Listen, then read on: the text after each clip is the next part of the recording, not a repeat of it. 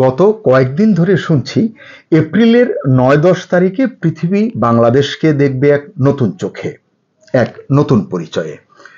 জানা গেল ৪ দিন ব্যাপী এক শীর্ষ সম্মেলনে বৈশ্বিক বিনিয়োগকারীদের সামনে অসাধারণ সব বিনিয়োগের সুযোগ তুলে ধরা হবে বাংলাদেশের পক্ষ থেকে।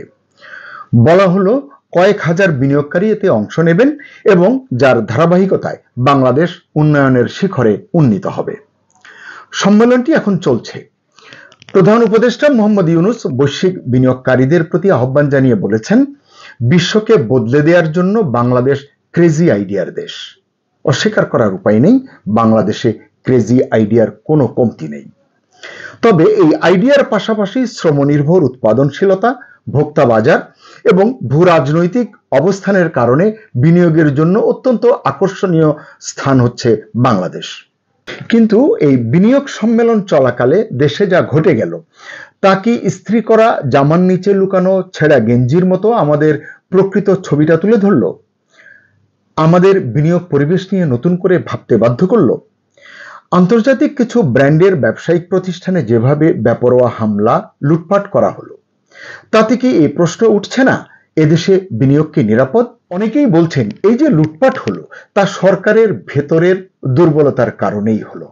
তাদের যুক্তি, আইন উপদেষ্টা ইসরায়েলের পণ্য বয়কটের আহ্বান জানিয়েছেন, অথচ তারা ক্যাবিনেট মিটিং করে মাত্র কদিন আগে ইসরায়েলকে তথ্য প্রযুক্তিতে সহায়তাকারী স্টারলিংকে বাংলাদেশে কাজ করার অনুমতি দিয়েছেন। এই বৈপরীত্য এখন অনেকের আলোচনায় ঠাঁই পেয়েছে। তারা প্রশ্ন তুলছেন, এই হামলার অভিঘাত আন্তর্জাতিক কোনো ব্র্যান্ডকে বা ব্র্যান্ডের লোকাল ফ্র্যাঞ্চাইজিতে কর্মরতদের কি বার্তা দিল? কেএফসি বা বাটায় হামলা কি অন্য ব্র্যান্ডের কাছে এই সংকেত দিল না, এদেশে তুমি নিরাপদ নও? তাহলে নতুন বিনিয়োগের গল্প কিংবা স্বপ্ন কতটা আকৃষ্ট করবে বিনিয়োগকারীদের? বিনিয়োগকারীরা আসলে কি চান আমরা যদি একটু ভেবে দেখতে চাই। তারা আসলে চান নীতি ও নিরাপত্তার স্থিতিশীলতা। অবশ্যই তারা রিটার্ন চান, তার আগে ঝুঁকি বিশ্লেষণ করেন তারা। কিন্তু এই ঝুঁকি যদি হয় উগ্র জনতার হাতে আক্রান্ত হওয়ার ভয়, তৌহিদি জনতার হাতে মার খাওয়ার ভয়, তাহলে ট্যাক্স ছাড়, সস্তা শ্রম কিংবা এক্সপোর্ট ইনসেন্টিভ দিয়েও কি বিনিয়োগ পাওয়া যাবে? ভিয়েতনাম, ফিলিপাইন, কম্বোডিয়া, এমনকি সাব সাহারান আফ্রিকার কিছু দেশ তো বসে নেই, আমাদেরকে টেক্কা দেওয়ার জন্য প্রস্তুতি নিচ্ছে। তাহলে আমরা এগোবো কিভাবে? বিনিয়োগ মানে কি শুধু টাকা আনা? কর্মসংস্থান, প্রযুক্তি হস্তান্তর, মানসম্পন্ন পণ্য ও পরিষেবার উন্নয়ন এবং বৈদেশিক বাজারে প্রবেশাধিকারই তো মূল বিষয় বলে মনে করি। সেই লক্ষ্যে আমরা কি করছি? এবারের সম্মেলনে বেশ কয়েকটি প্রধান বাধার কথা জানিয়েছেন বিনিয়োগকারীরা। এর মধ্যে অন্যতম হলো সরকারি সেবার মান, ইউটিলিটি সেবার অপ্রতুলতা, দুর্নীতি এবং বিনিয়োগকারীদের সঙ্গে সরকারি সংস্থাগুলোর বোঝাপড়ার ঘাটতি। সরকারের উচ্চ পর্যায়ে যে মাত্রায় সহযোগিতার আশ্বাস দেয়, সরকারের নিম্ন স্তরের কর্মকর্তাদের কাছে মেলে তার ঠিক বিপরীত অভিজ্ঞতা। বিডার নির্বাহী চেয়ারম্যান বলেছেন, কোরিয়ার ৩০ জনের বিনিয়োগকারী দলের কেউ কেউ আগেও এসেছিলেন, কিন্তু তারা বিনিয়োগ করেননি। চীনের প্রতিনিধি দল প্রধান উপদেষ্টাকেই জানিয়েছে তাদের অতীত অভিজ্ঞতা ভালো নয়।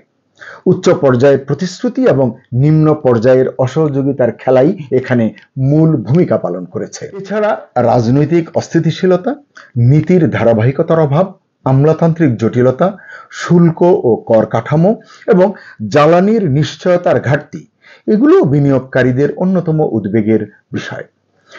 এসব বাধা কিভাবে সমাধান করবেন মোহাম্মদ ইউনূস? মানলাম তিনি যোগ্য, অভিজ্ঞ, অসম্ভব মেধাবী, কিন্তু তার হাতে সময় কই? তিনি তো অন্য এজেন্ডা নিয়ে ব্যস্ত। তার কাছে দেশের মানুষের বিরাট প্রত্যাশা। দেশের মানুষ তাকে বেশ কিছু গুরু দায়িত্ব দিয়ে প্রধান উপদেষ্টার চেয়ারে বসিয়েছে। সেসব বাদ দিয়ে তিনি কি বিনিয়োগ আকর্ষণের স্বপ্নকে জাতির প্রধান স্বপ্ন করে তুলতে পারবেন? আমি এই বিনিয়োগ সম্মেলন নিয়ে খুব বেশি আশাবাদী নই, তাই বলে ভাববেন না আমি নৈরাশ্যবাদী। বিডার চেয়ারম্যান আশিক চৌধুরীর কথা শুনেই আমি এমন মন্তব্য করছি। তিনি বলেছেন, $10 বিলিয়ন বিনিয়োগ প্রতিশ্রুতি পেলাম, এমন ঘোষণা দিতেই সম্মেলন করছি না। আমাদের ইচ্ছা, আশিক চৌধুরী বলছেন, বাংলাদেশের বিনিয়োগ পরিবেশ বিষয়ে যে নেতিবাচক ধারণা আছে তা ভেঙে দেওয়া। বিনিয়োগকারীদের ধারণা দিতে চাই বর্তমানের বাংলাদেশ নতুন এক বাংলাদেশ। অর্থাৎ তাহলে বুঝতে পারলাম শুধু ধারণা ভাঙার জন্যই এত বড় আয়োজন। এদিকে বিনিয়োগ সম্ভাবনার আলোচনার মধ্যেই খবর এসেছে তৃতীয় দেশে পণ্য রফতানির জন্য বাংলাদেশকে দেওয়া দীর্ঘদিনের ট্রান্সশিপমেন্ট সুবিধা বাতিল করেছে ভারত। ইতিমধ্যেই এটি কার্যকর হয়েছে। ফলে ভারতীয় স্থল শুল্ক স্টেশন ব্যবহার করে বন্দর এবং বিমানবন্দর দিয়ে ভুটান, নেপাল এবং মিয়ানমারের মতো দেশে পণ্য রফতানি করতে পারবে না বাংলাদেশ। এতদিন যা সম্ভব ছিল। আচ্ছা, ধরুন মোহাম্মদ ইউনূস বিনিয়োগ এনে বাংলাদেশকে আমেরিকা বানিয়ে ফেলতে সক্ষম, কিন্তু নির্বাচনের মাধ্যমে প্রাপ্ত জনগণের ম্যান্ডেট ছাড়া তার ক্ষমতা দীর্ঘায়িত করার সুযোগ কি আছে? সময় না পেলে তিনি এই অসাধ্য সাধন করবেন কিভাবে?